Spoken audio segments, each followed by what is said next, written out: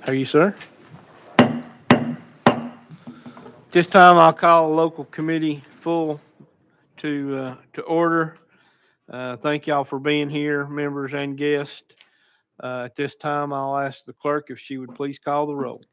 Representatives Calfee, Carr, Chisholm, Gant, Helton, Hodges, Holsclaw, Leatherwood, Love, Manis, Miller, Moody, Moon, Reedy, Rudd, Shaw, Williams, Vice Chairman Wright, Chairman Crawford. Present.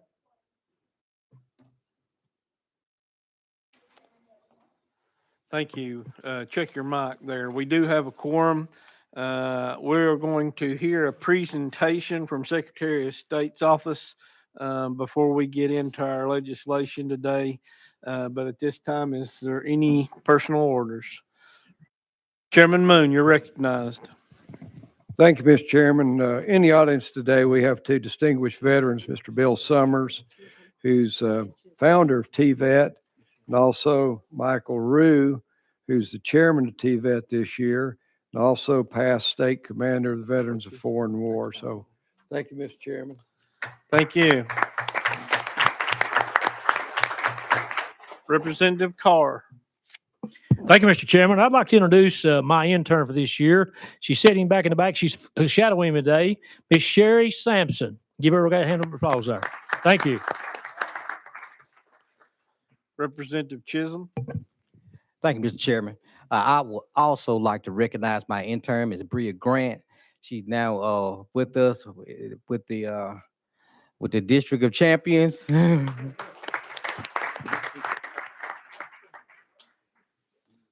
Any other personal orders? Seeing none, I'm going to allow Chairman Rudd to introduce our presentation today. So without further ado, we will go out of session to hear from Secretary of State Trey Hargett and Mark Goins. Thank you, Chairman Crawford. It's my honor today to introduce Secretary of State Trey Hargett and Director of Elections Mark Goins. The Elections and Campaign Finance Subcommittee asked them to prepare a presentation for us and update us on their efforts to make voter registration and ballot security what I consider to be the best and most secure in the nation. While other states from Pennsylvania to Arizona and Wisconsin to Georgia had issues in the election in 2020, we had not a single complaint or challenge. I want to thank both of them for their vigilance and for their hard work. Ladies and gentlemen, the Secretary of State and Director of Elections. You're recognized, sir. Well, thank you, Chairman Crawford. Thank you, Chairman Rudd. And I'm so grateful that you've given us the opportunity to come and visit with you this morning, and that you had the wisdom to invite Mark Goins to make a presentation to you. And I kind of feel like I'm the salad for the steak. So I recognize that he was the one you really asked for, and I get the opportunity to say a few words. But one of the best decisions I made after becoming Secretary of State was to hire Mark Goins to be our coordinator of elections for the state of Tennessee, who has continued to impress me with his thoroughness and his attention to detail. And there are things that he would never brag on himself about, but I'm going to brag on him. And what a lot of you don't know is he's not only a leader here in Tennessee, he's a leader nationally. He serves on the Election Assistance Commission Standards Board as one of two representatives from the state of Tennessee. He is sought after by other states for his opinion on issues. He and I both have served on the Governing Coordinating Council for Election Infrastructure and has been a leader nationally. And in fact, just to tell you how well thought of he is, there's a lot of other secretaries of state who serve on the EAC Standards Board, and I could appoint myself. I wanted to. Instead, I chose to appoint Mark, and there was a pressure from other secretaries around the country for all of us to serve on it. And when I told a couple of them, I said, well, keep in mind, I said, Mark Goins has served on here, has done a great job for us. And they said, oh, no, you're the one person that you need to have Mark Goins on there instead of you.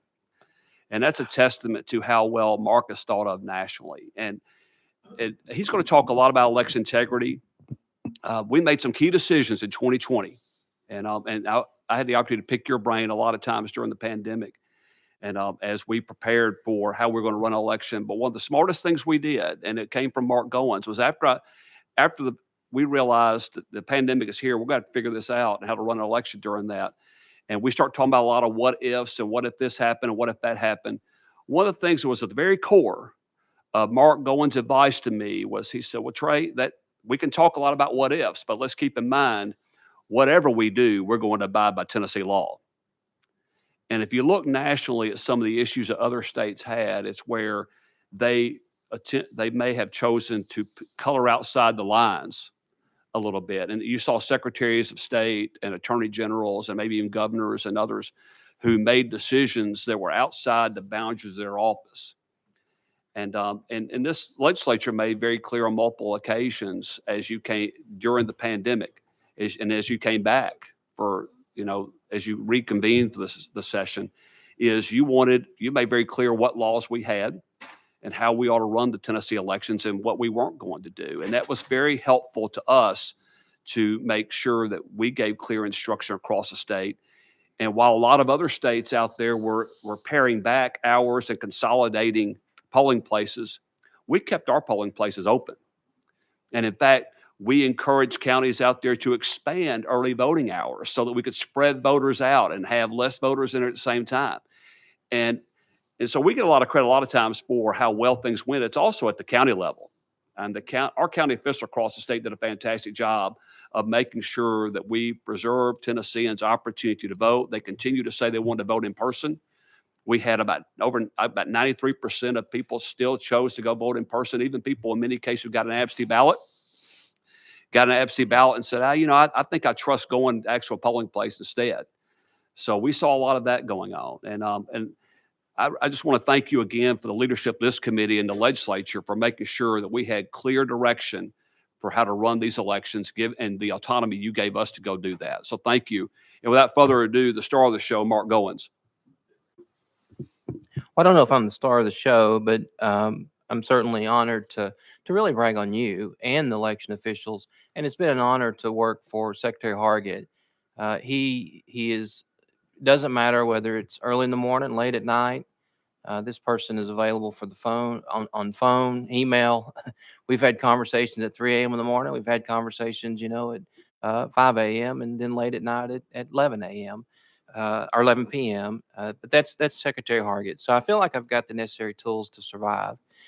2020, and this isn't part of the presentation, but Secretary Hargett, when he talked about the local election officials, and forgive me, I may get a little emotional because you all, when you went to vote, you probably saw a very smooth process. But if you could see what went into that smooth process, or if you knew, we didn't know who was going to be conducting early voting at times.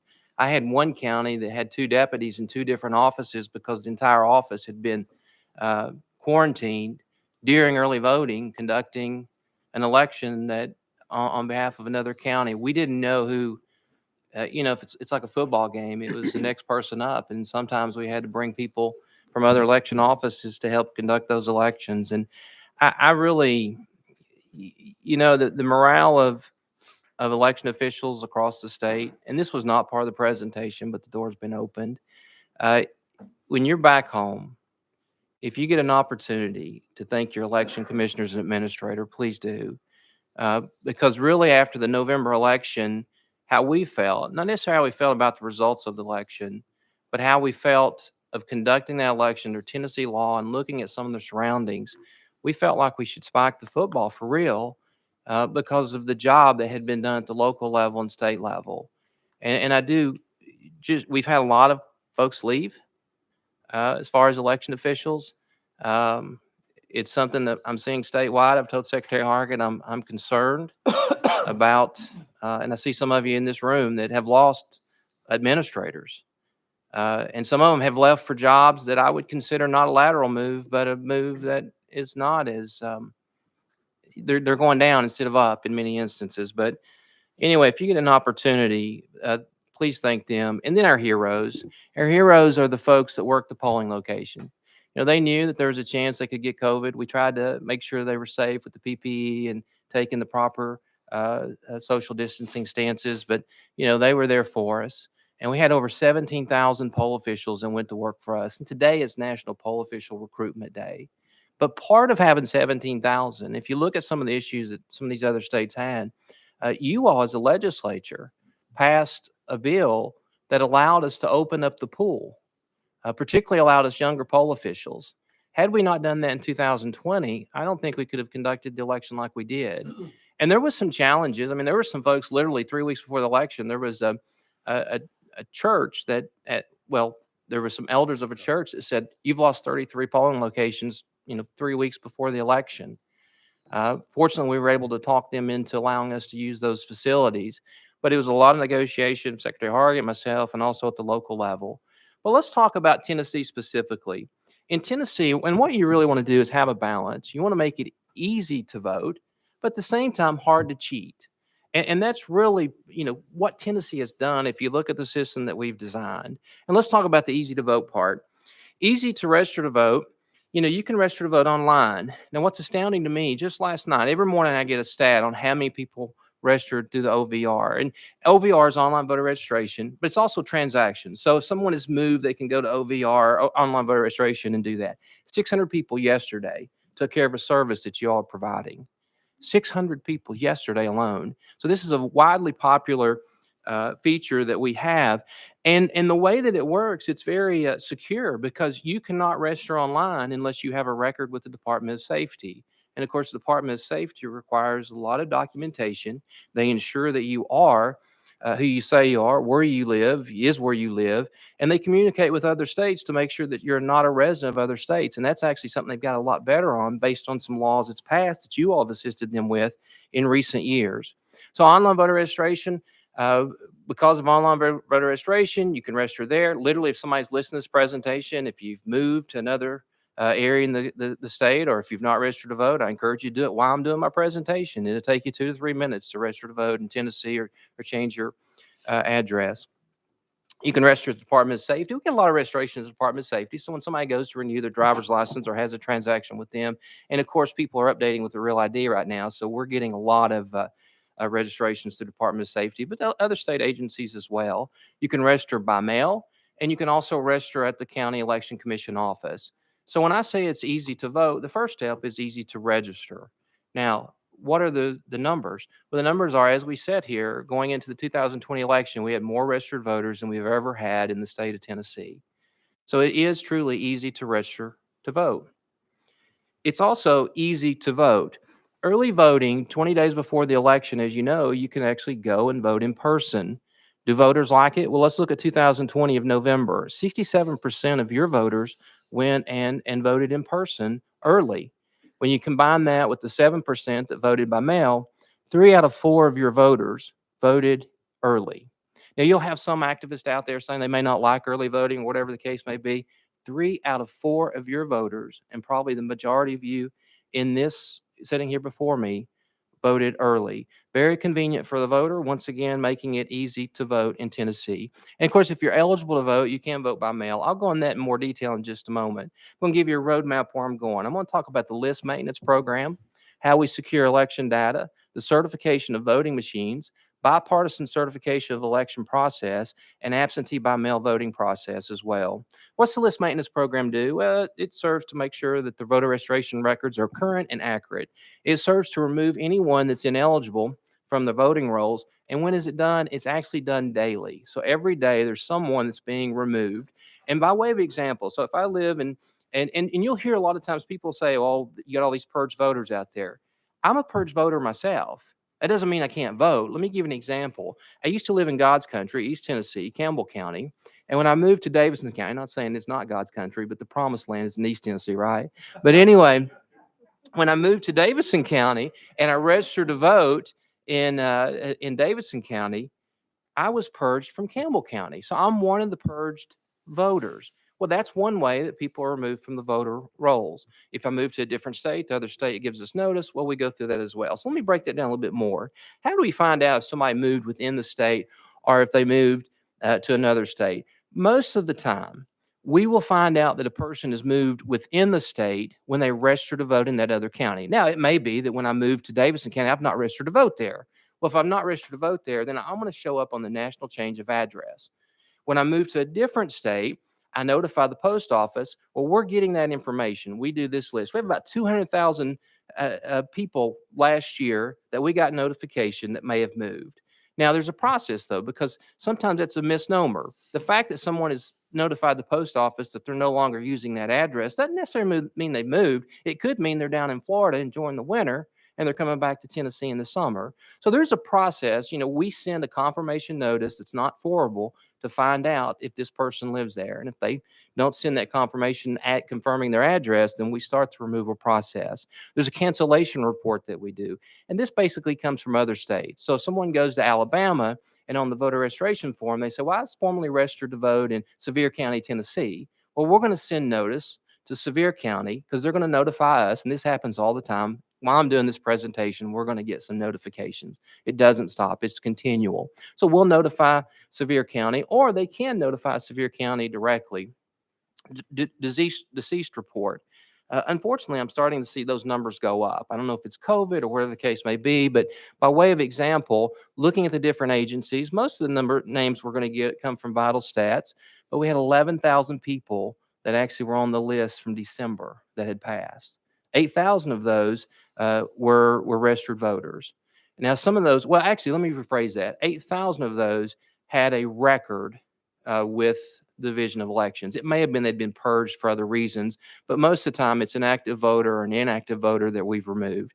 So 8,000 individuals were removed, and this happens every month. We get the list at the state level from Vital Stats. They also get the list locally. So your local administrator will be getting that information from the local funeral homes. There's various ways to get this information. And once again, that's done regularly. Let's talk about securing election data. A lot of the work that we do and the way that we can clean our rolls as actively as we do utilize the full Social Security number. And I'll tell you, that keeps me up at night knowing that we've got to secure that data. But at the same time, I know that it keeps our voter rolls as clean as we can keep them because we have that tool. So one of the things that we've done, we brought in the Tennessee Bureau of Investigations and the Federal Bureau of Investigations to conduct some of our conduct training to our administrators and election officials. We're teaching them from the best, the folks that investigate how folks are trying to steal through cyber means. We're teaching them how to prevent that as best they can. We've done this at state seminars, but we really try to focus on this at regional seminars in a smaller group so we can talk about to them more in detail. The U.S. Department of Homeland Security, they offer security inspections. It's volunteer. It's not something that's mandated at this point, but any county that wants to, they'll come in and they'll look at the physical aspect of where we're storing voting machines. If there's a drop-down ceiling, they want to make sure that there's a firewall up in the ceiling so someone can't climb through the ceiling. They're very productive, and it's something that's been very beneficial to our counties.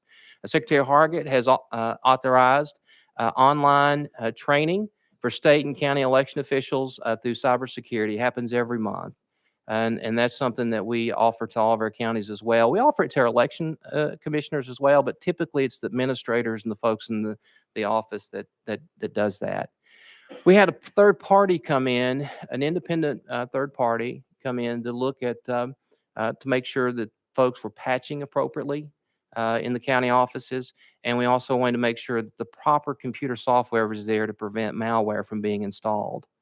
To be clear, that's of the basic computer in the office. That's not the election machine or a scan it because the election machines are not connected. That's correct. This isn't for voting machines. What I'm talking about, this third party came in, they wanted to make sure. So we have a separate computer specifically for voter registration, and we want to make sure it's locked down. The state provides that computer, and we want to make sure it's locked down. That was something that they looked at. And then they also just looked at the general cybersecurity. Wanted to make sure that passwords weren't posted on the wall. So if somebody came into the, basic stuff like that, it was truly a cybersecurity practice. Make sure they're put in place and the folks are actually doing it.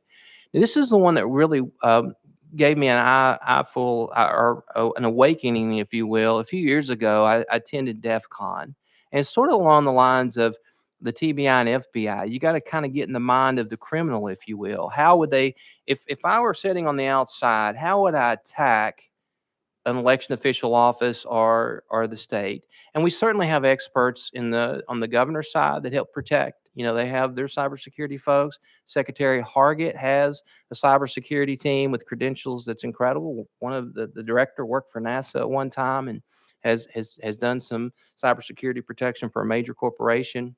But anyway, we go there and we learn how, if you were a hacker, how would you do it? I've had IT officials do it. And of course, the The the IT director for the Secretary of State has done that as well. And from that, we've come back and we've done phishing campaigns. We've done social engineering campaigns. And that's where you call someone on the phone and you try to elicit information, or you go visit that person in person. Once again, we're just making sure that the counties are as prepared as they can. And Representative Rudd, Chairman Rudd, a few years ago, with very strong support of the General Assembly, before 2020, you passed a strong anti-hacking law, as you know, and you'll remember that. But above and in front of everyone else, this General Assembly said, if you come after the election infrastructure, we are going to put you behind bars. And I think that's a leader for other states to look at. We are in front. The other thing is, y'all passed a law that says if someone reports someone for voter fraud and that person is convicted, they can receive $1,000. And of course, that's on their application to vote by mail. You know, one of the ways that some folks have said, and in the past, if you look at court cases, even in Tennessee, where voter fraud is being committed, it's where someone may have gone to this person and said, I'll pay you so much if you'll vote this certain way. Well, you can get $1,000 if you turn that person in, or you can get 20 or 30, whatever the going rate of a vote might be. I think that is a huge deterrent to anyone who wants to go out and attempt to commit voter fraud in this state. Physical security.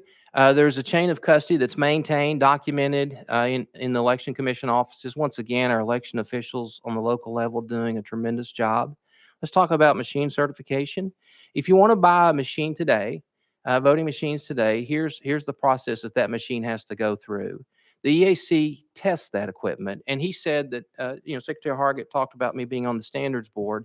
That's a board that has 100 members, over 100 members. It's one from each state, a Republican and a Democrat, or someone who's in a nonpartisan position, and it's a local and it's a state. And we come together and we figure out what the voter would need, and administratively what you would do for voting equipment. At the same time, you have the best security experts in the nation. They are coming up with guidelines, and we mesh these guidelines together. And that's what this equipment is actually tested to. And it's tested through independent labs. And on their end, when we get it, there's a Republican machine technician in every county, and there's a Democrat machine technician in every county. They also do testing of this equipment as well. We in Tennessee have taken the stance that before a vendor has their machine certified for use in our state, we want to see it used in another state. We don't want to be the guinea pig. This is serious stuff. We want to make sure that we have the system that's going to work correctly. Secretary Hargett or myself, someone from our office, we'll go with a Democrat member from the State Election Commission, a Republican State Election Commissioner, and we'll view that machine being used in another state. The equipment is certified. Typically, before a machine is certified by the State Election Commission, it's been in 2 open meetings. And I know that Dick Williams is here. He's pre-COVID. He attended a lot of those meetings. It's a chance where the public can come. They can look at the equipment. They can voice their opinion if they want to about the equipment as well. If everything goes okay in the field test, it's EAC certified, and the public comment period during the meeting is sufficient, then the system can be certified. At that point, it's the local level that gets to choose what voting system to have. Tennessee doesn't have a statewide system. They have 5 vendors that's been certified, and the local level can choose which vendor they want to use after a competitive bid process. If I can add to that, the machines at Hancock County are not connected to the machines in Washington County. None of them are connected at all. So that's important to note. And that's one of the strengths of our system, is that all 95 counties are separated. That's right. So if you have a situation where there is some kind of issue with a specific machine, it's not going to affect the entire state. Certainly would be an issue, and God forbid that to ever happen. But you've kind of contained the issue, and of course they're not connected to the internet. You may hear when you're out speaking or whatever, some folks saying, "Well, what about Michigan? We heard that there was a modem in the voting equipment in Michigan." Well, Michigan allows that. Some states allow that. Tennessee doesn't. What Michigan does, instead of the way that we do it, the old-fashioned way, but the right way, is to transport the votes from the polling location to the county office, literally in a car, physically in a car. And that's a Republican and Democrat that's doing that. Michigan, they want to beat the news or whatever. They want to get the results as possible. So they allow, not required, but they allow the counties to have modems to where they can transfer the results from the local polling location. And this has created a lot of confusion. You know, a lot of people say, well, we discovered this in the 2020 election. It wasn't discovered in the 2020 election. There's numerous articles written about whether Michigan should do that or not do that prior to 2020. I'm not a fan of that, and I hope that this legislature would never go in that direction under our tenure. Mark, I don't know if you're going to cover it. Can you take just a second and make sure that they understand how we get the results on our website on election night? Because I think some people don't realize how that occurs. Yeah, that's a very important thing, because there's some folks out there that spread misinformation that votes flipped after the election. Well, Tennessee, first and foremost, our results come in on election night. Now, they're unofficial, and there is a certification process where we go back and verify those. And then also, sometimes you'll have provisional ballots that may count. Somebody didn't show up with a photo ID or whatever the case may be, but votes marginally will change after an election. Nothing significant. Here's what the county does. The county will get them from the local polling location. They'll centrally tabulate those, and then they will send those through a portal. We've set up a portal, and we've given each county their separate bucket, if you will. And once again, we've segregated them. So if an attacker were to come after us, it would be very difficult to figure out how we've done it. But we don't stop there. So literally, you've got someone on the county level, and we tweet that. Secretary Hardy, this is his idea and his credit. In fact, I kind of shivered a little bit when because I was like, how are we going to make this work? And fortunately, we had a team, not me, but we had a team that made it work. He wanted to get the results out as instantly as possible once we got them. And so he has set up tweet decks to where we literally, real time, when that county sends them to us, we tweet them out. But before that administrator goes home, in case someone were to breach our website, and the only thing they've done, they breached our website. How do I know that? Because back at that high school in your local jurisdiction where that precinct is, the Republicans and Democrats have signed off on a tally tape that actually show what the true results were. So if they breach a website, the only thing they've done is breach a website. They've not changed what's happened at local level. But we require the administrator to have a verbal conversation with someone in my office verifying the final numbers. They can't go home until they do that. So we have that verification as well as the verification that we're getting throughout the night. But just to be clear, those machines do not transmit results to us. Never Okay. do they transmit the results to us. And it's literally a manual process. The person on the local level are manually entering those into the portal coming our way. And they're getting it from the local level. Bipartisan certification of election results. You know, the best thing that you look at our system, the way it's set up, I think, is you hear some folks going on one end saying, oh, there's all this voter fraud. There may be in some other states. It's not in Tennessee. How do I know that? If you look at our process throughout the entire process, there's bipartisan looking over the shoulder. Republicans aren't going to let Democrats cheat, and Democrats aren't going to let Republicans cheat. That's just the way it is. Republicans aren't going to let Democrats suppress the vote. Democrats aren't going to let Republicans suppress the vote. Let's go into a little bit more. When you look at the way their system is set up, the way that you all have designed it, and it's the proper way to do it, it's Republican and Democrat election officials that are conducting the elections. It's not all Republicans doing it. It's not all Democrats doing it. What it is, it's bipartisan support. And if you look at how the votes are counted, when they're even being cast, election officials count the absentee ballots. You have poll officials that's working there that have that bipartisan representation. Early votes are counted by bipartisan representation, and election day votes are counted by bipartisan representation. Each step along the way, you have that. And as I've already stated, the machine technicians, and don't overlook them, the important role they play.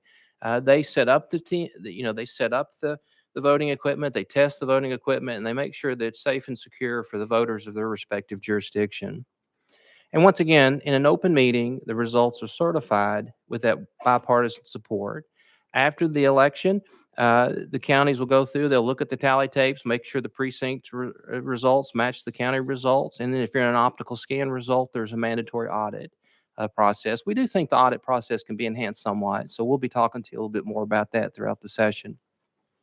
Once again, I've already said this, so I'll just skip along. But from the state election commission to the local election commission, there's bipartisan representation. Let's talk about absentee by mail voting process.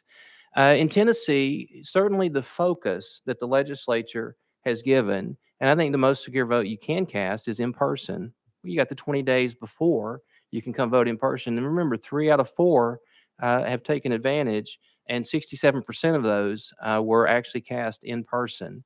But if you do need to vote by mail, the legislature in its wisdom have given certain reasons, and it's common sense reasons. You know, if someone's ill and they can't make it to the poll, if they're a college student, they're from Tennessee and they're in another state, you all have said in those instances, folks can vote by mail. Once again, you know, typically we don't have a lot of people voting by mail. I think it's the way that our system's designed to give the generous early voting period, but it does happen. How do we make sure that someone is not voting on behalf of someone else? Tennessee has chosen not to mail out mass ballots. You must make a request. So someone who's wanting to vote in Tennessee, you make a request on a ballot application. That's the first step for our election officials to verify that the person that's requesting this really truly is requesting it. So on the ballot application, when it comes back, we do a signature comparison. We do another signature comparison when the ballot is sent in. But the first step is on the ballot application. And then there's a law to make sure that people who register by mail, that somebody's going to see them, that this person actually exists, that I'm not just filling out a voter registration form and not be a person that exists. So if you've registered to vote by mail, the first time you must vote in person. Somebody's actually got to see you. Ballot harvesting is prohibited in Tennessee. If you're a voter, you're responsible for getting your ballot back through the mail. Double voting is prevented. I think Chairman Crawford sponsored this bill.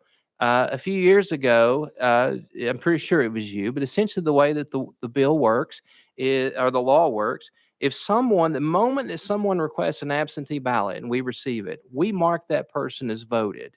So they're marked. That means when that person, if they show up on election day, we flagged them as voted. We vote them a provisional ballot. And what Chairman Crawford did, he gave a safe harbor.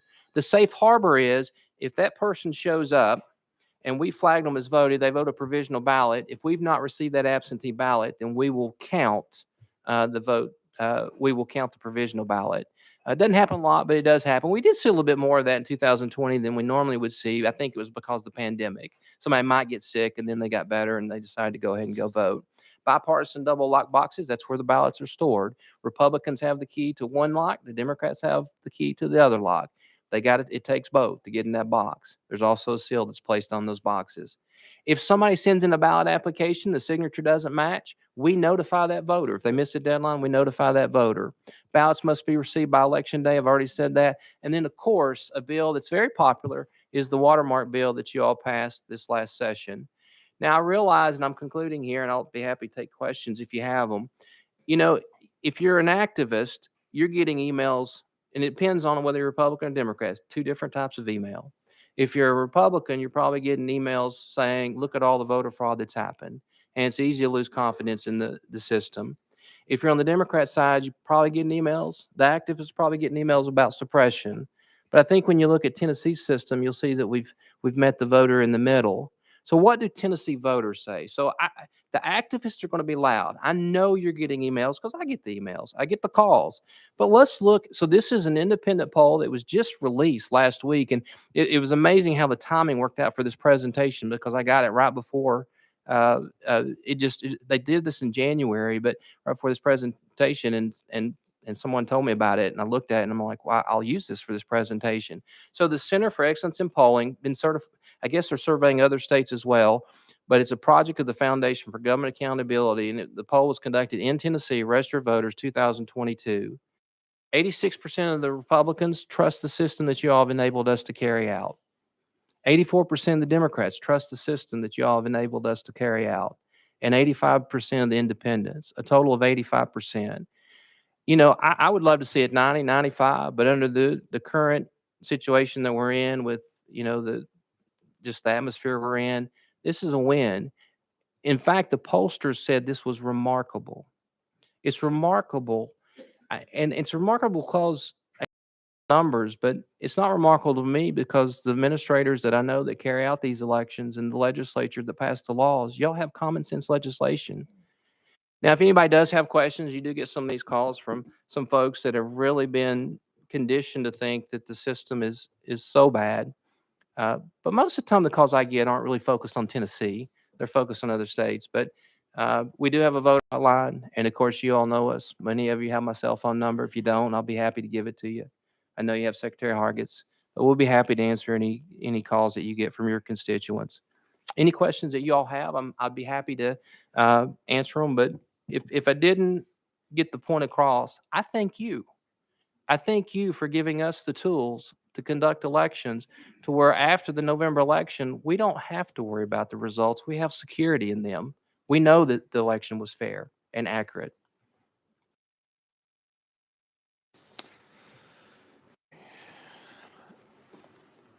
We will now take questions from the committee before we go back into session. Representative Miller, you're recognized. Thank you, Mr. Chairman. Secretary of State, thank you. Mr. Goins, thank you.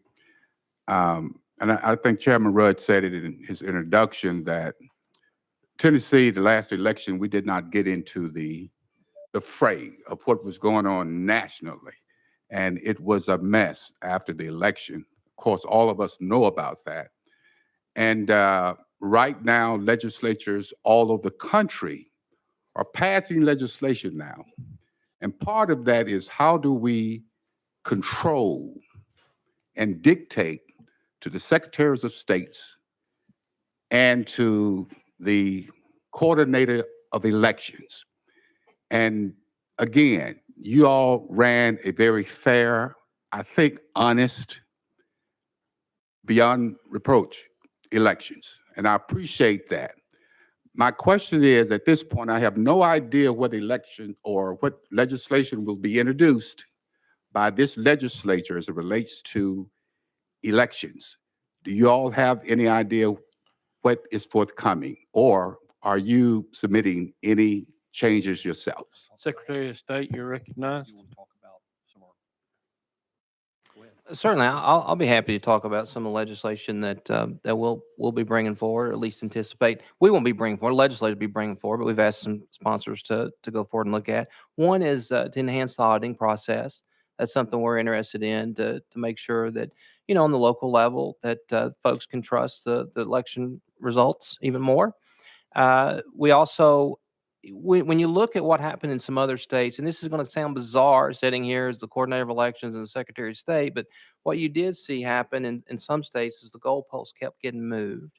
The legislature said you can do this, but in many instances something else was going on.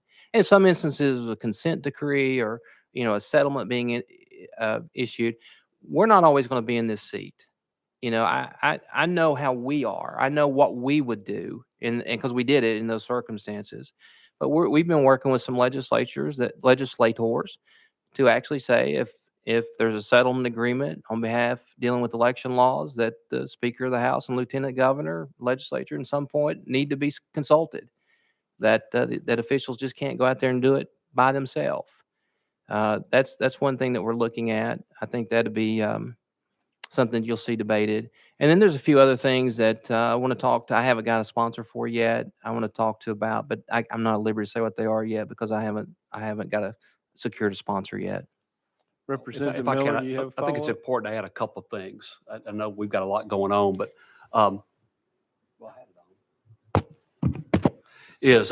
some other states or some cities in other states are taking action to allow non-citizens to vote in their elections.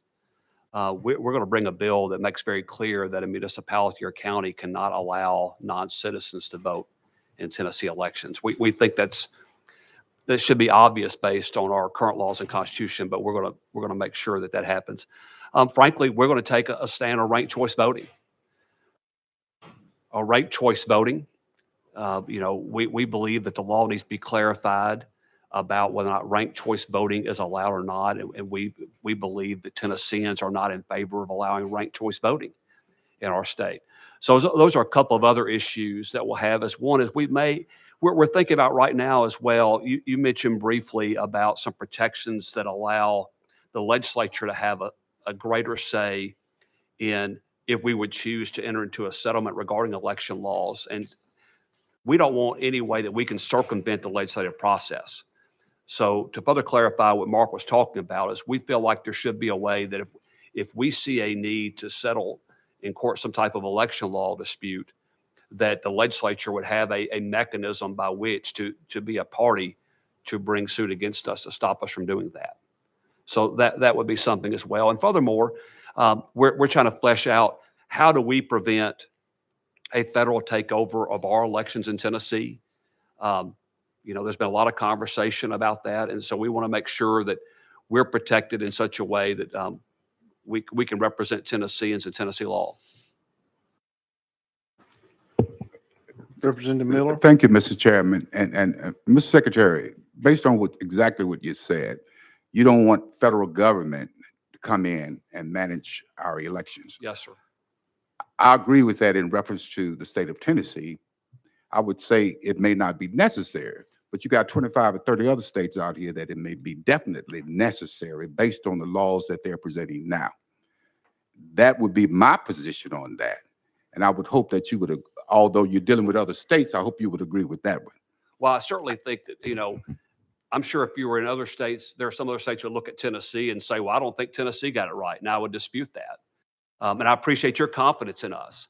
The last thing I think we need, frankly, is for any federal takeover of the constitutional right of states to run their elections. Leader Gant, you're recognized. Thank you, Mr. Chairman, and good to see you, Secretary of State, and Chairman. your counterpart. That y'all both are doing a great job. Thank you very much for the integrity that y'all bring to the process. And the question that I've got, or maybe you can address this, is back in the 2020 national elections, there was the Dominion software issue that was running rampant nationwide. Can y'all address that? Because I think we have 2 or 3 counties that may use that software currently. And can you bring some confidence to people watching or listening to this that doesn't affect our elections here? Sure, Mr. I'll be Secretary. glad to. And Mark, you feel free to add in. We do have 2 counties, just so you're not guessing. It's Williamson County and Hamilton counties. Hamilton County has used Dominion machines for quite some time. Very satisfied by them. And by the way, in the law, it says if you use these optical scan machines, you have to do an audit of that count the day after the election. Both those counties did the audit as required by law after that election, and no anomalies were found. I share people's concerns somewhat regarding those machines, only because I think we want to make sure we give people what they need to know in order to have confidence in Tennessee elections. As you may, if you're watching the news, you may be familiar with in Williamson County recently, they had a city election in Franklin, and the Dominion machines did not perform as expected. But let's not lose sight of this. There were paper ballots. Those machines use paper ballots. They have a verified paper audit trail, and the count was finally done, not a recount. The count was finally done by hand counting those paper ballots, and everything matched up like it was supposed to match up. Mark, what have I left out on that? Yeah. Okay. Follow up, Thank you. Leader Gant. No, that's it. Thank you. Chairman Rudd, you're recognized. Thank you, Mr. Chairman. Had a question. If you had mentioned when people request a paper ballot, and then if in the process, some of the process, they change their mind and want to show up to vote, do you have safeguards or how you verify that? Yeah, and that's what I was sharing with you with Chairman Crawford. That's part of the legislation that y'all passed as a General Assembly. As soon as that request comes in, they're marked as voted. So in our eyes, they voted. Doesn't mean we've received their ballot. It means that we think they voted. So you may have some individuals who show up, and normally they don't, but for whatever reason in November, and I think it's because people are in quarantine, coming out of quarantine, or in some instances they may have been told don't vote by mail, by some news source or whatever. We did have individuals who would show up. They hadn't sent their ballot in. They voted provisional. But when I say I don't know how to quantify, it's still a small number. So in that instance, they show up. They're told, hey, we're showing you've requested an absentee ballot. We don't know whether that ballot's come in because at the precinct, we don't know. It could come in by election day. Remember, those ballots, as long as they're in by election day, they're good. So that person votes a provisional ballot. If, in fact, we didn't receive their ballot, then their vote will be cast when the provisional ballots are counted. And that was something that Chairman Crawford and Senator Lundberg, if I remember correctly, sponsored a few years ago and legislature passed. So that safe harbor is there for the voter. If I could have about 30 seconds to that too. One of the things that Mark just said is some people are being told not to vote by mail. What he means by that is if you think back to the 2020 election, around September and October, the United States Postal Service came out and said, hey, if you don't mail your ballot, about 10 days out, we can't guarantee it's going to get delivered. Well, you had all these people out there who got absentee ballots who all of a sudden got concerned that, oh my gosh, they can't guarantee delivery of my ballot. I better go vote in person instead. So I really think that's what drove people to make sure that they came and cast their vote in person. And Mark did a great job outlining the process of what happens when they do show up if they had in fact gotten the absentee ballot. And that process is a good way to show an example of how y'all deliberate on things. So Chairman Crawford's real issue was that someone was in another area when they requested the ballot, and they came into the county and they'd missed the ballot. So the person didn't want to be disenfranchised. If I remember the facts, maybe it's on Senator Lundberg's side, but so you had that. You wanted to help the voter. So his initial thing is, I want to make sure this voter votes. On the flip side, you wanted to make sure that you're not allowing double voting. And so that's why you laid out the process like you did. So it's kind of meeting in the middle. You don't want to lose a vote because of they missed the ballot. But at the same time, you don't want someone to come in and do something wrong and double vote. One more question I had from someone wanted some verification. If we have, say, a DRE machine at a county and they don't have paper backup at this time, how do we verify if there was a programming error, if there was a mistake made? What's the process of checking the machines to verify nothing happened? Mr. Goins, you're recognized. Yeah, so verification is a number of ways, but the first and foremost is done at the precinct level. How many ballot applications do you have? How many votes do you have cast? At the beginning of that morning, the election officials that's there, bipartisan representation, they make sure there's 0 votes that's being cast, and by printing an actual tally tape out. So you're from the beginning of the election to the end. So the beginning, you have the machine technicians, they test the equipment, they're testing the different, they're testing each publicly. Public's invited if they want, so they're testing the equipment, but it doesn't stop there. On election day, there's a test that's performed as well. And after the results are done, remember I shared with you, those are unofficial results. So those aren't official. During that time, that's when a lot of this verification is taking place. So the administrator and folks in their office, they're going back to make sure the paperwork adds up. And if there's say, for example, there's 100 ballots or 100 ballot applications, but there's only 99 votes, what happened to that one voter? Did they walk out because they got frustrated because of the line, or they didn't see their candidate on there? There needs to be some kind of documentation of why that doesn't add up. And I'll say this, Secretary Hargett talked about Hamilton County earlier and Williamson County. Hamilton County has actually gone a step further. They actually bring in an accounting firm to kind of go through those processes and look at them as well. But essentially, it's a paperwork issue, making sure the paper that is making up that election match the actual tally tapes. If I can add one more thing to that, Chairman's asked a good question about verified paper audit trail. We have been encouraging counties for the last several years to move toward a machine that has that verified paper audit trail. And not because we believe that there's any issue with the DRE machines, but frankly, the marketplace has moved away from DREs by and large. It's kind of like going back and asking somebody, will you sell me an iPhone 5? I mean, you just don't, if you're going to go buy a phone, you're not going to go buy an older model. And what we're seeing is that fewer and fewer states, fewer and fewer counties are using the old DRE machines. And when that happens, you're going to have vendors who quit servicing those. You're going to have a marketplace you can't find parts. And so frankly, we don't be the last island in the country looking at it and people wondering, why are you using a technology that's behind the curve?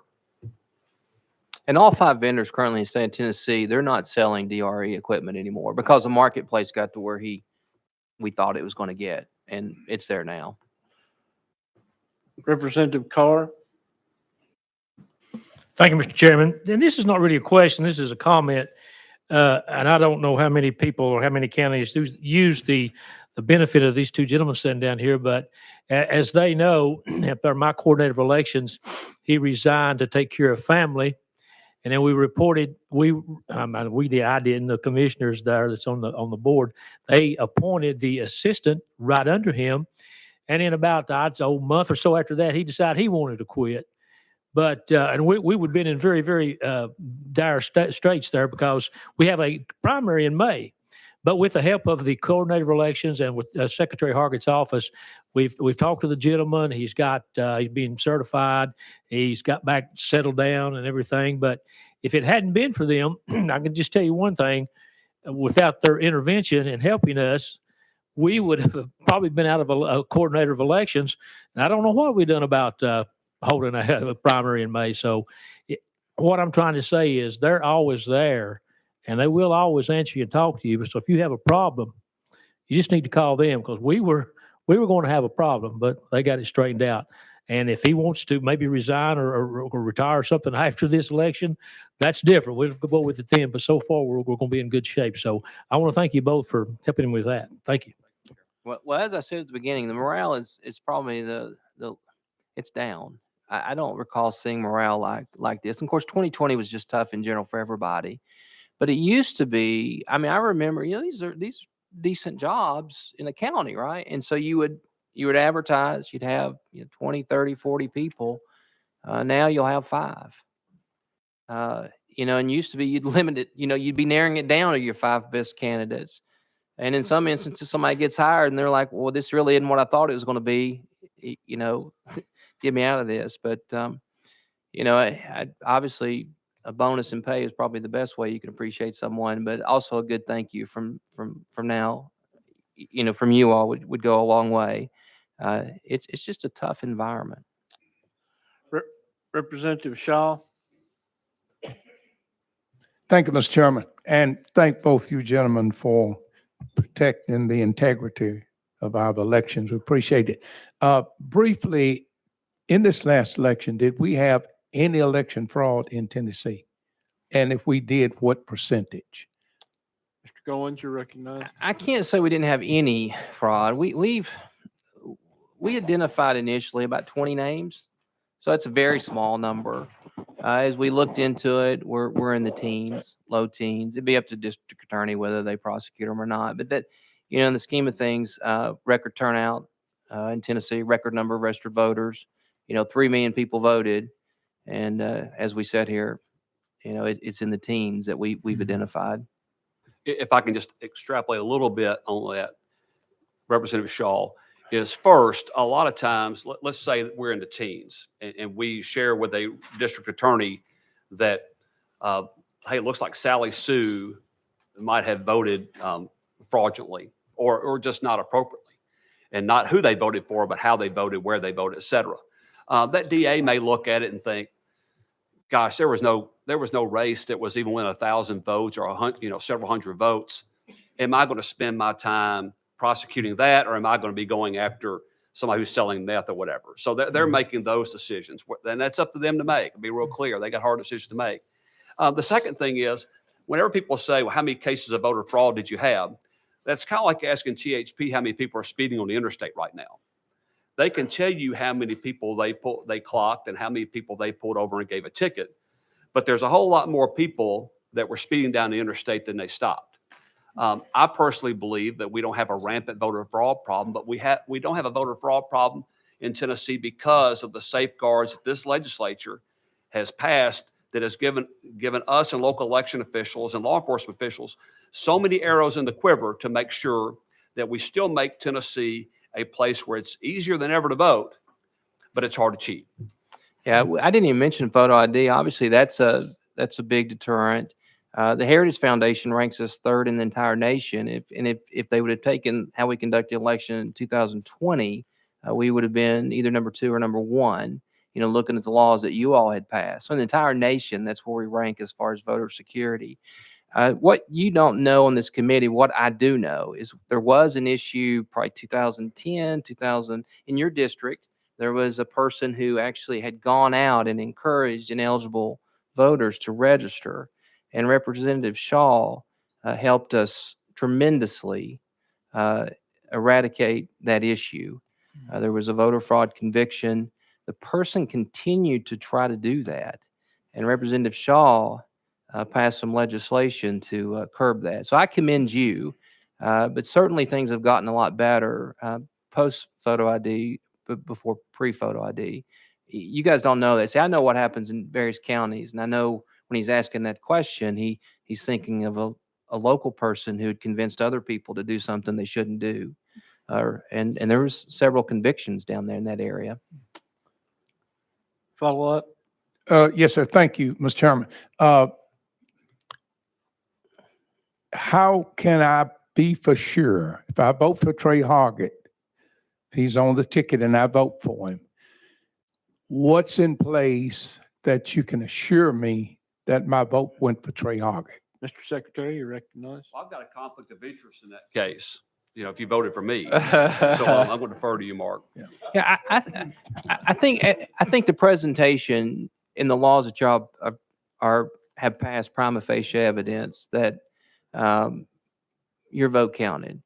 The bipartisan part of the process along the way, that goes a long way, and just integrity that y'all have instilled. It would be very difficult. Like I say, voter fraud can't happen. But under the existing laws where we are right now, and it kind of gets to where Representative Miller was, when you're asking a lot of changes, I don't know that y'all need to be changing a lot. I mean, look at us. I think we're kind of a model. And that model plays into the fact that you should be secure in your vote. And I think the local gatekeepers, when you go vote, and it's troubling sometimes because we don't have poll officials in one area and we have to move poll officials from one area to another area. But most of the time, those poll officials want to work in their community. And many times it's because they're retired. And so when you go in, you're seeing your old teacher or whatever. I mean, that's really who's instilling the integrity as well. These are folks that care about you personally because they know you, but they also care about the system. The real strength there, Chairman, is that the bipartisan nature of how we conduct these elections from all the way through the process, from registration through programming the machines to the actual administration of elections on election day or early voting through election day and the counting of the votes at the end. That is a real strength that should give you confidence in Tennessee's elections. Last question, Mr. Chairman. Yes, Be sir. brief. Could you just briefly explain what is the qualifications for a Tennessee voter, please? A Tennessee voter, U.S. citizen, 18 years of age, and a resident of the county that you're seeking to register to vote in. The photo ID is for verification purposes. That's to verify that when someone comes in, if they say they're Mark Goins, we're going to look and make sure you're not Mark Goins, that you are Mark Goins, that you're not somebody that's impersonating him. That's really the background of the photo ID. You're welcome. Representative Leatherwood. Thank you. I appreciate the job y'all do and just your accessibility. As you mentioned, you've always been there to answer the call or text pretty much immediately. And so I appreciate y'all's responsiveness.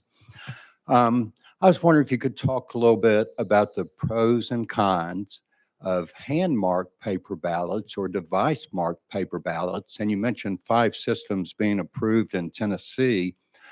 Are there some of both of those systems, hand-marked or device-marked, approved in Tennessee at this point?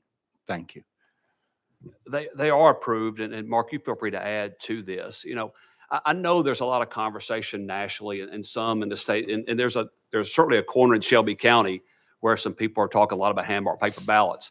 I want you to think about on election day, everybody going to vote on election day, and especially this year when we have our longest ballot that we have every 8 years, and everybody is filling out, bubbling those bubbles on that Scantron machine, and thinking about the time that takes, and everybody bubbling in exactly like they ought to. I think that's one of the real concerns with hand-marked paper ballots. I don't have a concern about the integrity of either the ballot marking devices or the hand-marked paper ballots. I do think what you will see is most citizens would rather be able to go up, touch a button, and have that machine fill out their ballot for them based on the instructions that they've given it. I think people's patience on election day will wear very thin very quickly if they are standing in line behind somebody who is bubbling here. Oh, no, made a mistake.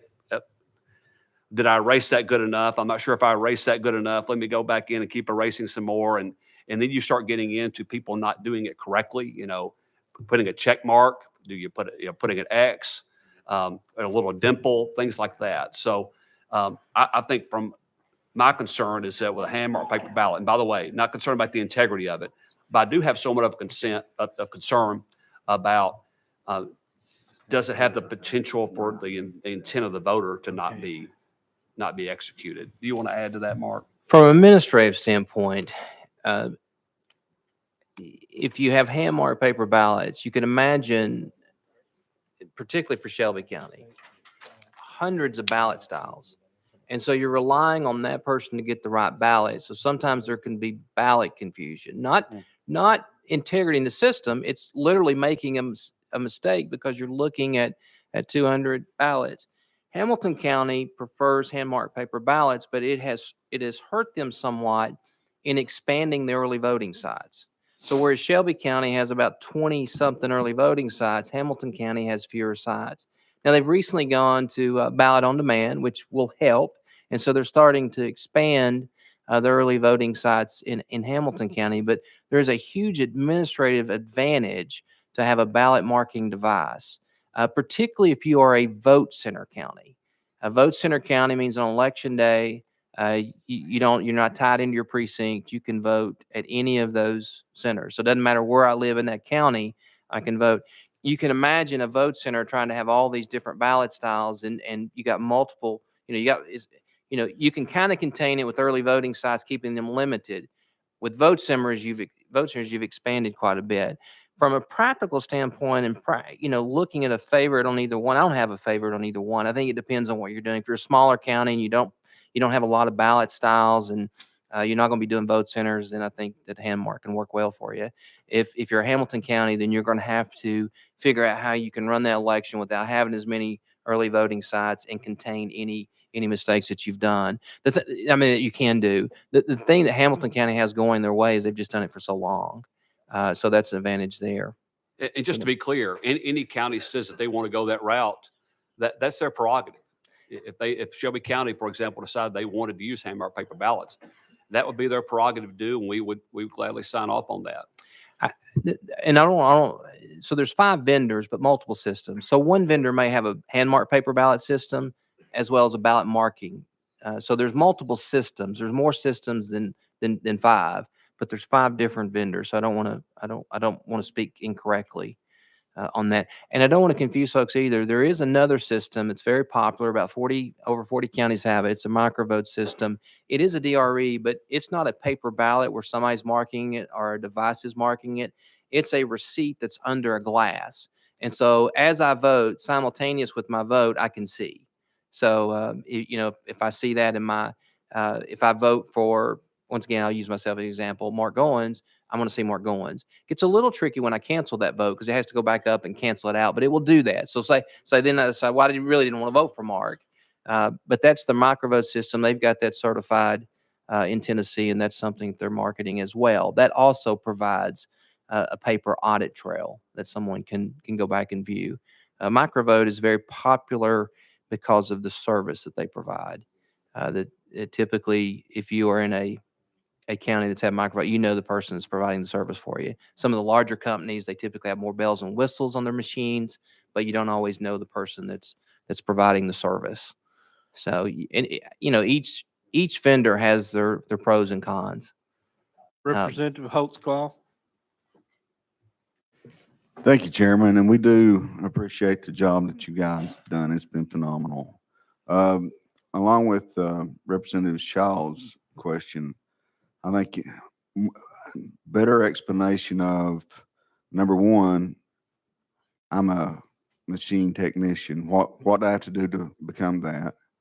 And then I reckon the validation of my name versus Trey, if it transposed, how do I know that's really me getting the vote versus you getting all my votes? So machine technician, and this is once again built in the bipartisan process that y'all have on the local election commission, which y'all play a part in appointing those local election commissioners. They get to choose who the technicians are, and Democrats get to choose who they want. Republicans can't trump that. They can't say, well, we don't like that person unless there's something in their background, some cause. Republicans get to choose who they want. And the Democrats can't come in and say, well, we don't like this person, or, whatever the case may be. So it's realistically down to the local election commission.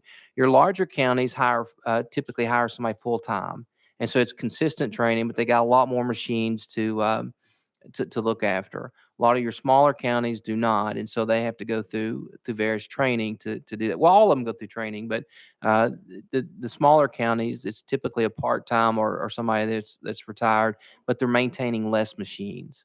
But there's training that's provided somewhat from us, and then somewhat from the local level. Vendors come in the process as well. But that's how that works.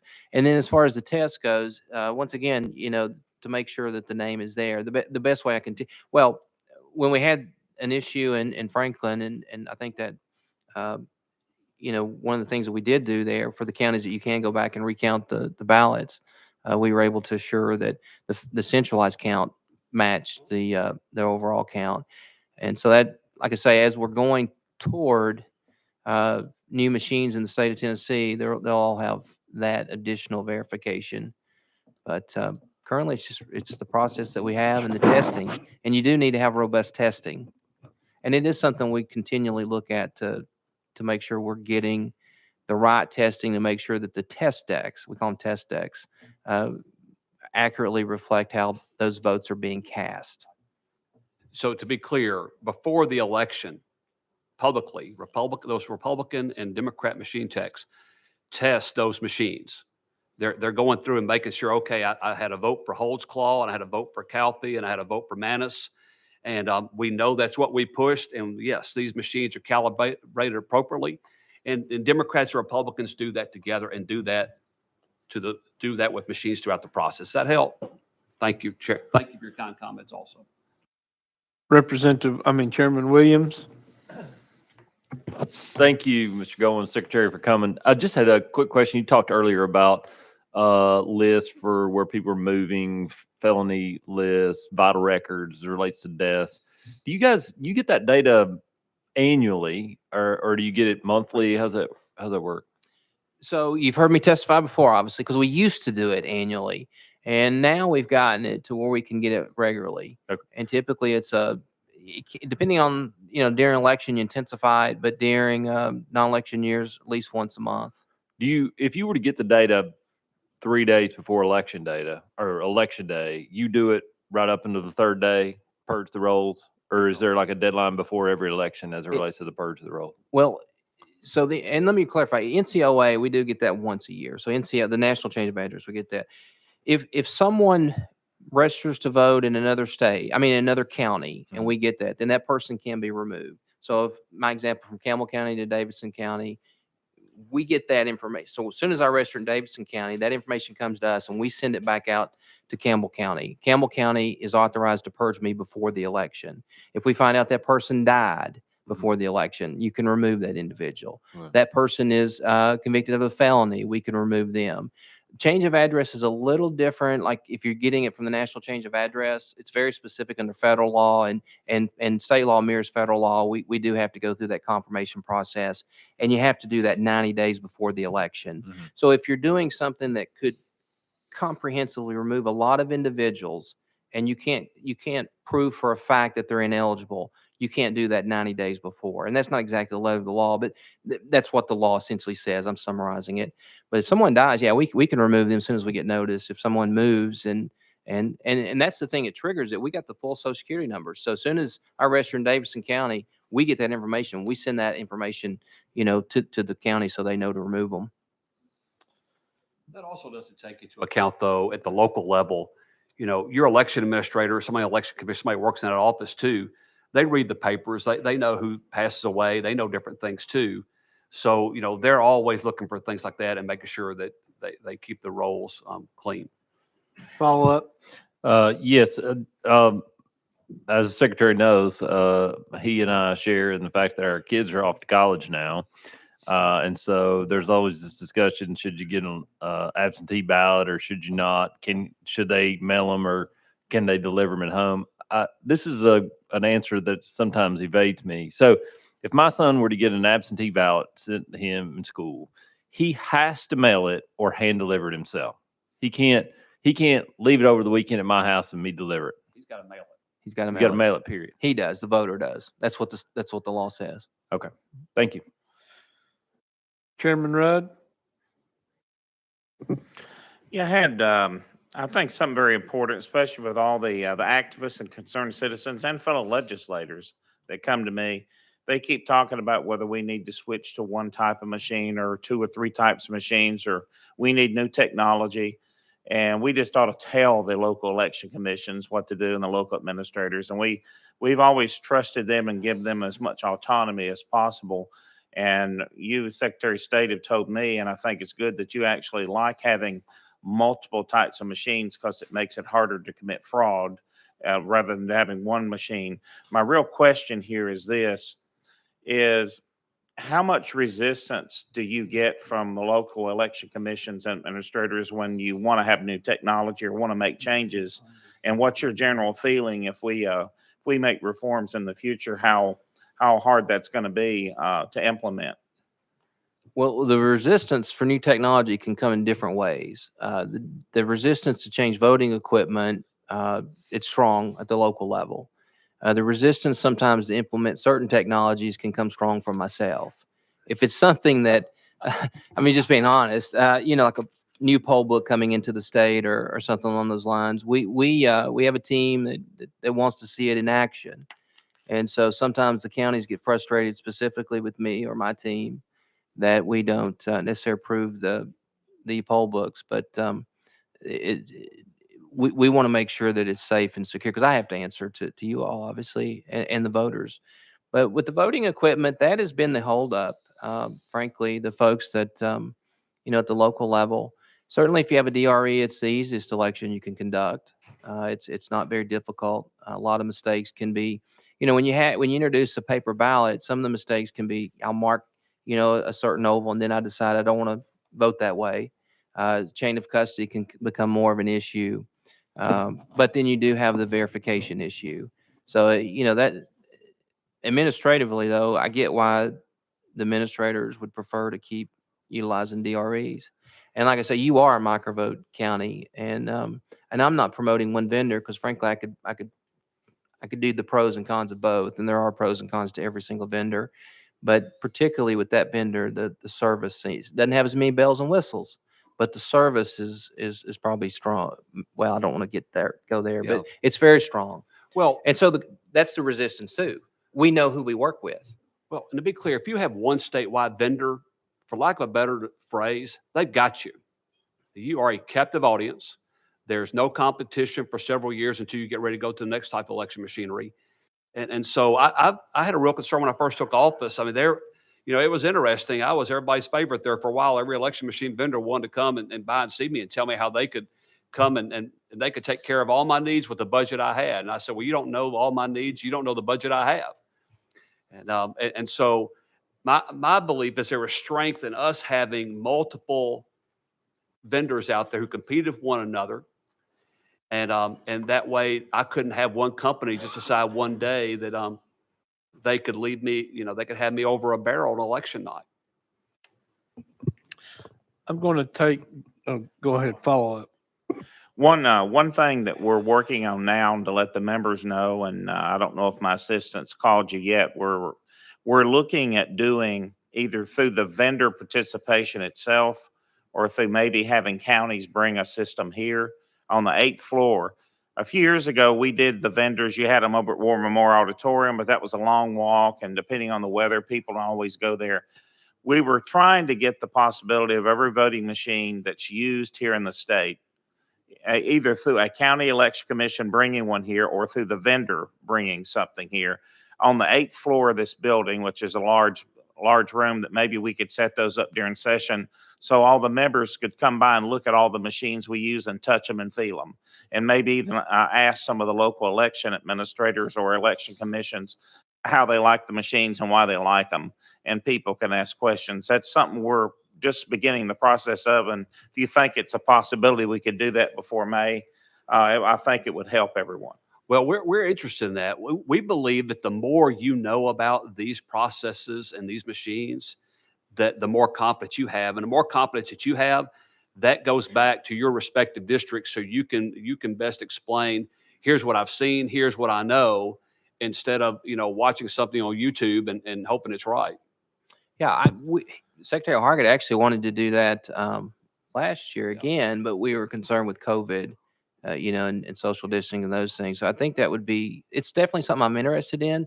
We might have to work with the county somewhat because many of them have a primary, and those that don't, they are working on redistricting, which is a very tight deadline because we started issuing petitions February the 7th. But I'm certainly interested in it, but it's easy for me to say that without communicating with the administrators. I think it'd be great. As chairman, I'm going to take a moment of personal privilege here and introduce, we have a new guest that just come in the room. Congressman Burchett, would you mind standing up? Let's give him a round. Thank you for being with us today.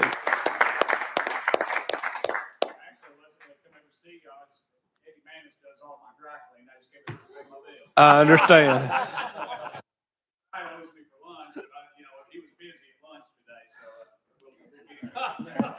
Thank you for being with us today, sir. Representative Miller, you're the last person on my list. Thank you, Mr. Chairman. Mr. Secretary, earlier you all mentioned a lawsuit and the legislature. Could you kind of expound on exactly, are we or being sued by someone? No, that's not what I meant. What Okay. I meant is that let's say that Mark and I tried to change how we conduct elections in Tennessee outside of the confines of Tennessee law.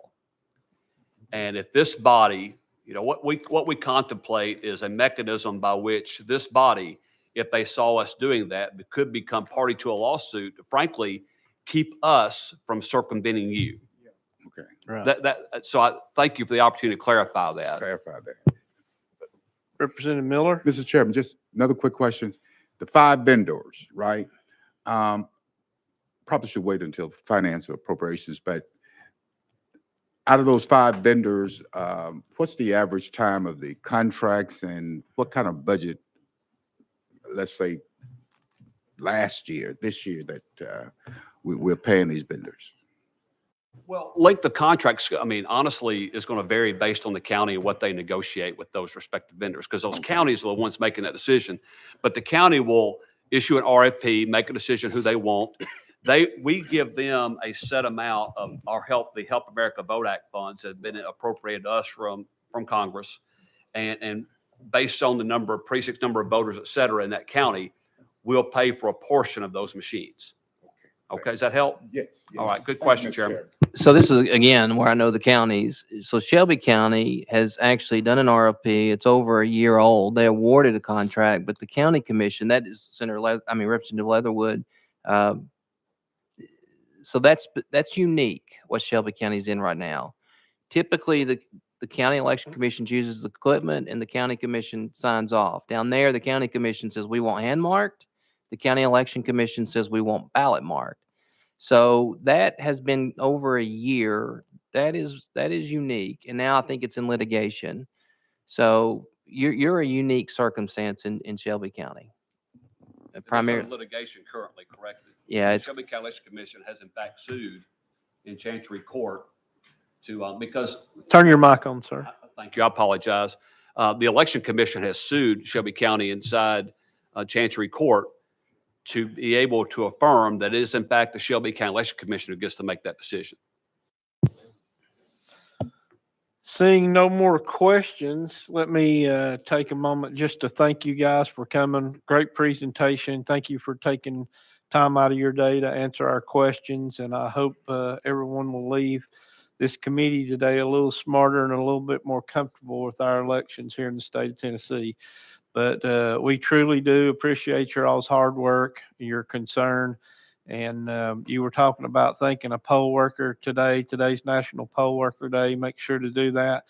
But I have to brag on my election commissioner back home, Jason Boer.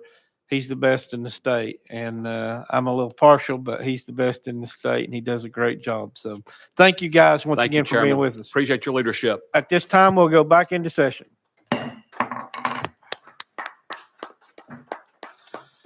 Today we have one bill on the calendar, and we'll dispose of that and move forward.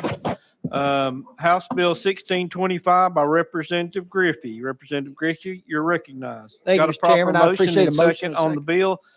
Just for the record, my office has received a 2/3 majority resolution from the governing body, and it seems like we have an amendment. Can you give me the amendment number, sir? Yes, sir. Number 7316. That is correct. Representative Griffey, you do have a proper motion and second on your amendment. Please explain the amendment. Thank you very much, Mr. Chairman and members of the committee. This is a local bill brought to me by the Henry County Commission. General Sessions Judge Vicki Snyder works full-time, being General Sessions Judge. And as you all know, General Sessions judges are typically part-time positions. The local bar and Judge Donald Parrish, the Circuit Court Judge, have also written letters in support of this to increase her pay to that of a full-time position. If your committee would be inclined to adopt the amendment in this bill, it would allow them to increase her pay after you all vote on it. It has to go back and be voted again, but it would allow them to also raise the litigation tax just enough to cover the increase of her salary. So that's what the amendment in the bill does, Mr. Chairman. I'd be happy to answer any questions. Let me get a list. Representative Shaw, you're recognized. Thank you, Mr. Chairman. It's 2/3 local vote right now. Yes, sir, that's my understanding. And we understand it would be 2/3 when they go back. Yes, sir, that's my Thank understanding. you. Representative Miller. Thank you, Mr. Chairman. You mentioned that it's a General Sessions judge, correct? Griffey. Yes, sir. And they're part-time? Typically, it's my understanding, General Sessions judges are all part-time in the state of Tennessee. In at least in a number of counties, at least in my county and I believe all the counties in my district. So, but Judge Snyder does juvenile court, family courts, General Sessions civil. She works at least 5 days a week being General Sessions judge and is only paid at the highest rate for a part-time judge in Tennessee, is my understanding. Follow up. Yes, Mr. Chairman. From that perspective, part-time judge, we would be giving them permission by 2/3 votes to increase their salary. Representative Griffey. Thank you, Mr. Chairman. Yes, sir.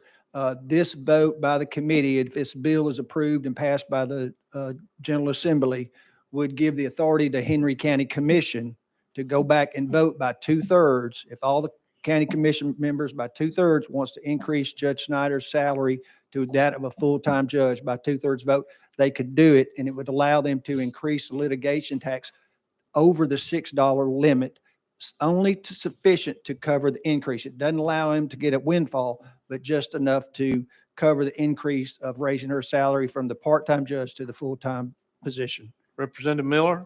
Thank you, Mr. Chairman. And let's say within 2 years, either the judge want an increase in salary or the commission or whomever, would you have to come back to us to get that permission again? Representative Griffey. That's I would defer to legal, but that's my understanding. You want to hear from legal? I'd like to, yes, sir. Okay, we'll go out of session. Legal, you're recognized. I'm sorry. Thank you, Matt Money from Legal. Could you repeat the question one more time, Representative Miller? If we were to pass the amendment, pass the bill, and let's say 2 years from now, whenever, if the judge or the local commission wants to increase that salary, would they have to come back to us for that permission again? As I understand it, I believe it would be adjusted in accordance with the base salary for the circuit court judge. So it would be tied to that. That base salary right now is $140,000. Okay. Ready? We're back in session. Back in session. Representative Miller, Okay. you're recognized. Well, based on what legal said, $140,000 is, now I'm asking the question, are we increasing somebody's salary to $140,000? Is that what we're doing? Representative Griffey. Thank you, Mr. Chairman. It would, effective September 1st, 2022, the annual salary of the General Sessions Judge of Henry County is set an amount equal to the annual salary by circuit court judges and chancellors.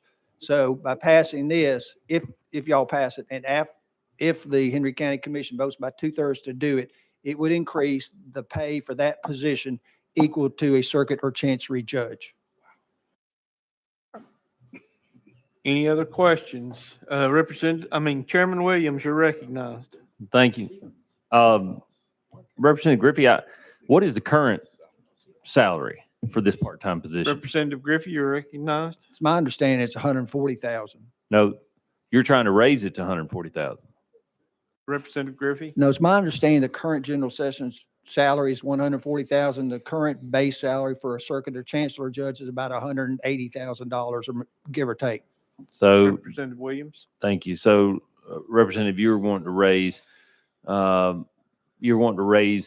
what this current part-time position at $140,000 is to a full-time equivalency of $180,000. Representative Griffey. Yes, sir. The Henry County Commission passed a resolution asking to be allowed to do that, and I'm bringing that to the committee for y'all's consideration. Chairman Williams. The resolution that the county commission passed, was the language verbatim to what the original bill was, or to the amendment which we are seeking to adopt?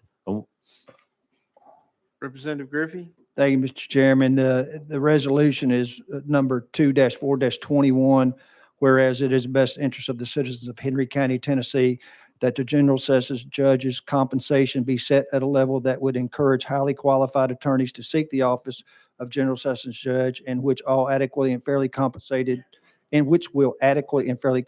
the general sessions judge for the handling of the volume of cases we have.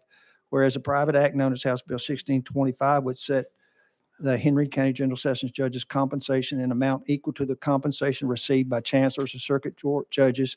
And whereas the Henry County Bar Association attorneys that practice in Henry County, has expressed support for House Bill 1625, where there now for be resolved by a 2/3 vote of the county legislative body of Henry County, meeting in regular session this, the 19th day of April 2021, the members of the General Assembly representing the people of the Henry County and all of the members are urged to vote in support of House Bill 1625. Chairman Williams. The mechanism by which you want to raise this additional revenue, however, is not by general fund balance there, though. The resolution that you just read to us, thankfully, doesn't say anything about raising the rate. I guess my question is are you relatively certain that the county commission there would want to raise its local community's taxes or through the courts in order to pay for this increase? Representative Griffey. Thank you, Mr. Chairman. I apologize. I read the part I thought was addressing your question directly. The very last paragraph says, be it further resolved that the General Assembly is requesting to include in House Bill 1625 a provision consistent with Tennessee Code annotated 16-15-5006, allowing the Henry County Commission to set a county litigation tax exceeding $6 per civil case and criminal conviction up to the amount necessary to fund the Henry County General Sessions Judge compensation mandated by House Bill 1625 or any prior or subsequent private act. Chairman Williams. How long has this person served in this role on a part-time position? And based upon your understanding, how long do you expect them to continue to serve in this role? Representative Griffey. I hope I don't, this would be my best estimate. I believe Judge Snyder's been in there at least 14 years. She is going to run for reelection. It's my understanding she's not going to be opposed by anybody. At least I'm not aware of anybody going to run against her. And she is highly qualified. She was considered by the governor for appointment to the Civil Appeals Court and Supreme Court. Excuse me. So she is very well respected. I believe everybody recognizes the workload she has been carrying compared to the workload even our circuit and chancellor judges carry, and they're equal, and she's just simply not being paid and hasn't been paid for a number of years for this workload that she carries. Right. Chairman Williams. Thank you very much. Representative Shaw. Thank you, Mr. Chairman.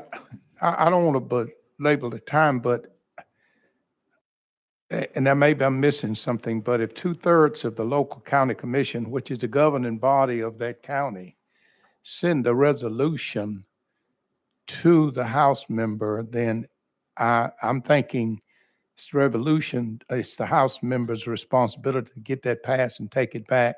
And they vote 2/3 again. That's their local government. And they are the governing body of that local government. And I think if that's what they want, I don't know very much what else we should do, but give them that permission if they voted at 2/3 and send it to us. Maybe I'm missing something in this resolution, but that's where I think it works is, and we send it back to them, they vote 2/3 again.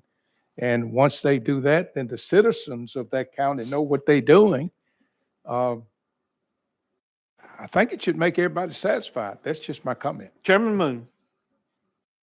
Thank you, Mr. Chairman, and I'd like a clarification of process. The bill was brought before us properly, and then we entertained an amendment. Now, does the amendment mirror the resolution passed by 2/3 majority of the local legislative body? That's Representative my Griffey? question.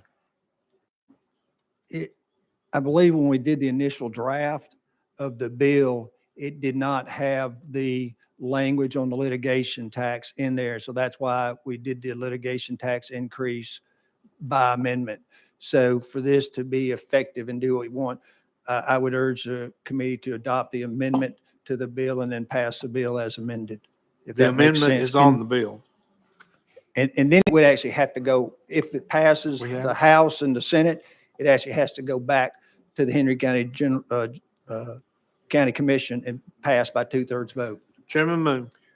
Thank you, Mr. Sponsor, again. And you did read the resolution, and the resolution did have, passed by the Henry County Commission, the requirement of lifting the cap, the $6 limit litigation. That's what your amendment addressed. Is that correct? For the Chairman, record. Representative Griffey. Thank you, Mr. Chairman. Yes, sir. Thank you, Mr. Chairman. Chairman Carr.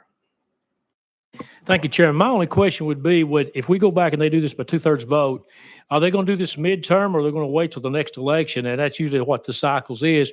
Your raises go up in a cycle of election. And that was my question. Do you know, Mr. Sponsor? Representative Griffey. Thank you, Mr. Chairman. I don't know when the county would pick this up. My guess is probably at the next regularly scheduled county commission after they, put out the agenda, put it on the agenda, and it comes before the county commission for a vote. I don't know when that'll fall out within the next couple of months or not. It depends on if it passes the House and the Senate here and when it gets signed by the governor. I would assume, April, May, or could be June. It could be June, but I would think it'd be before the August elections. Chairman Carr. Thank you. Any other questions for the sponsor? Seeing none, we're ready to vote on Amendment 7316. All those in favor say aye. Aye. Opposed, no. The amendment is now on the bill. Representative Griffey, you're recognized on the bill as amended. Thank you, Got a Mr. Chairman. I just removed from my motion as amended. Got a proper motion and second on the bill. Any discussion? Seeing none, we're ready to vote on House Bill 1625 as amended. All in favor say aye. Aye. Opposed, no. Bill moves on to calendar and rules. Thank you very much, Mr. Chairman. Thank you, members of the committee. Appreciate that. That's all the business we have for today. Thank you for being patient, and we'll see you next week. We are dismissed.